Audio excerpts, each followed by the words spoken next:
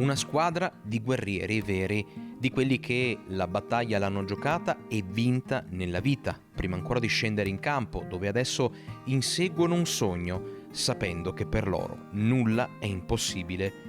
Sono i Warriors, giovani ex pazienti oncoematologici che vestono la maglia arancione della speranza e che adesso vogliono portare in giro per il Veneto il loro messaggio: lottare sempre, arrendersi mai, come ci racconta Eric Grappiglia, il capitano dei guerrieri.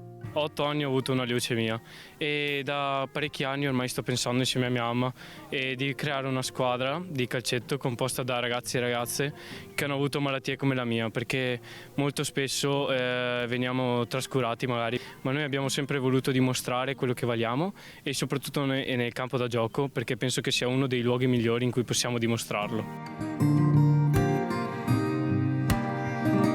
Lo sport come strumento di forza, come veicolo per superare le difficoltà e vincere le sfide della vita.